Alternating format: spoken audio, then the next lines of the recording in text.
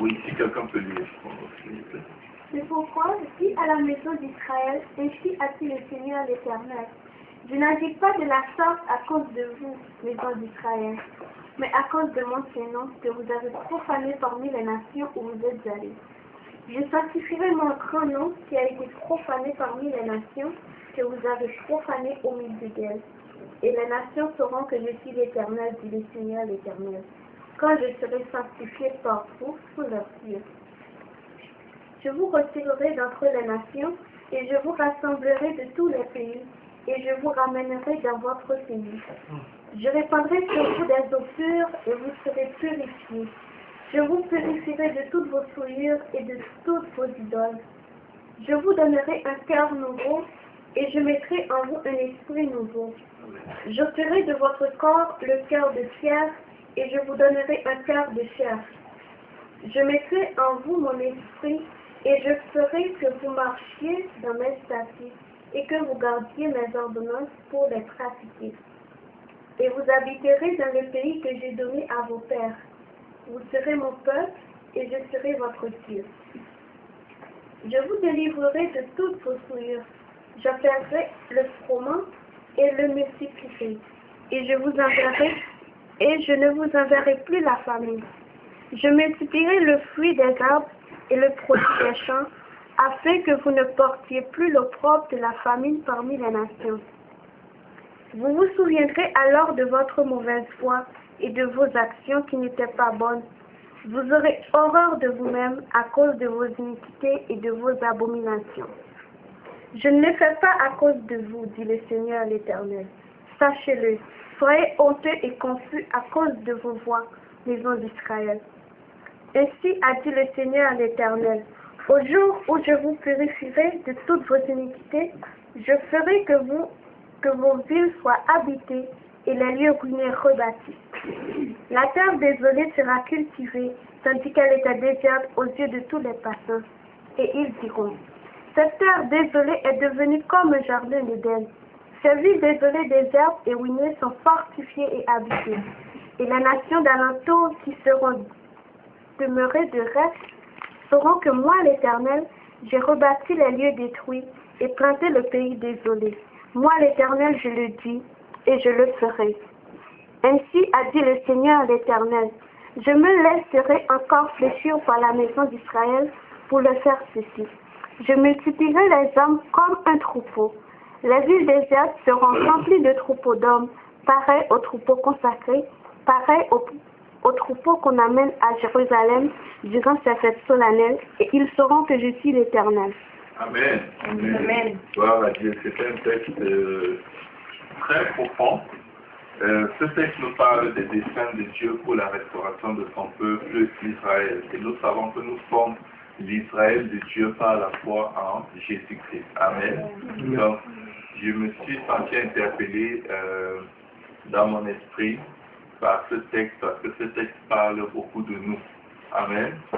Dis à ton voisin, ce texte parle de nous. Qu'est-ce que le Seigneur dit dans ce texte? Il dit au verset 22. Ainsi parle le Seigneur l'Éternel. Ce n'est pas à cause de vous que j'agis de la sorte, maison d'Israël. Amen. Le Seigneur a l'intention de faire du bien à son peuple, mais la première des choses qu'il veut rappeler à son peuple, c'est que ce n'est pas à cause de vous. En d'autres termes, vous ne méritez pas. Mais je le fais à cause de mon Saint-Nom, que vous avez profané parmi les nations. Amen. Le Seigneur veut sauver son peuple. Le Seigneur veut restaurer son peuple. Mais il rappelle à son peuple avant tout que je t'aime, mais dans ce que je suis en train de faire pour toi, tu n'as aucun mérite. Tu n'as aucun mérite. Que quelqu'un dise, je n'ai aucun mérite. Le mérite revient à Dieu. Et Dieu l'a fait pour lui-même. C'est pas qu'il soit égoïste, mais il veut révéler une autre face de son identité. La face miséricordieuse, la face aimante. Il veut se révéler à un peuple qui n'a fait que blasphémer son nom. Mais il fait ça pour que toutes les nations sachent qu'il est un Dieu bon. Amen. Amen. Dis à ton voisin, Dieu est bon. Dieu est bon. Dieu est bon. Amen. Et donc, ce que le Seigneur dit, c'est à cause de mon saint nom que vous avez profané parmi les nations où vous êtes rendus. Ça, c'est la fin du verset 22. Verset 23 dit, je sanctifierai mon grand nom qui a été profané parmi les nations. Ce nom que vous avez profané au milieu d'elles, et les nations reconnaîtront que l'Éternel, reconnaîtront que je suis l'Éternel. Dieu te fait du bien pour parler à ceux qui ne le connaissent pas autour de toi. Amen. Je me sens très fortement interpellé aujourd'hui de nous parler de la grâce non méritée de Dieu.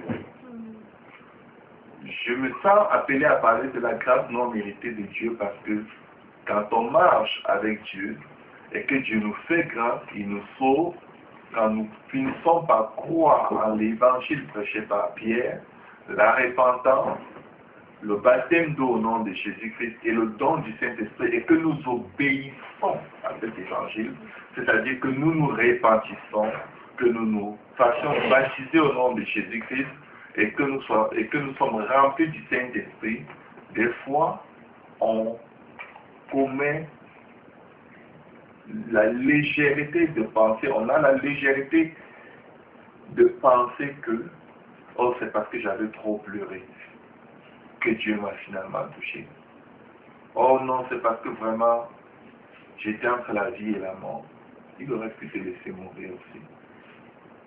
Dans chaque cas de figure, dans chaque circonstance que Dieu a utilisée pour nous sauver, tu verras un être humain qui s'est retrouvé dans les mêmes circonstances et qui a péri. Si tu es venu à Dieu parce que tu avais peur de l'enfer, il y a des gens qui ont peur de l'enfer mais qui vont aller en enfer. Et qui sont allés en enfer en ayant peur de l'enfer. Ils n'ont pas pu venir à Dieu. Si tu es venu à Dieu parce que tu avais trop de problèmes financiers, il y a des gens qui ont des problèmes financiers exactement avec la même amplitude que ceux que tu avais, mais ils ne sont pas toujours venus à Dieu. Si tu es venu à Dieu parce que tu avais eu une déception amoureuse, il y a des gens qui ont eu exactement la même situation ou qui vivent exactement la même situation que toi, mais ils n'ont pas ressenti l'appel de Dieu. Mais pourquoi Dieu t'a choisi, mon frère? Pourquoi est-ce que Dieu t'a choisi, ma soeur? C'est parce qu'il a un message à passer au reste du monde. C'est parce qu'il a besoin de toi comme outil de la révélation de sa bonté pour les autres personnes. Comment croiront-ils un Dieu en qui ils n'ont pas cru? Comment croiront-ils à un Dieu, je m'excuse, qu'ils n'ont jamais vu, sinon voir Dieu manifester en nous? Si Dieu a choisi de se manifester dans la chair en Jésus-Christ, il veut continuer à se manifester dans la chair en nous. Et c'est pourquoi sa parole déclare, voici, je suis avec vous partout, jusqu'à la fin du monde. C'est pas que Dieu, nous sommes là et Dieu est à côté invisible et personne ne le voit avec nous.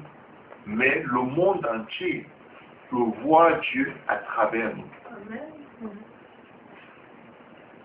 Je me sens très appelé, très interpellé à nous exhorter, à comprendre que Dieu nous a sauvés par sa pure et simple grâce.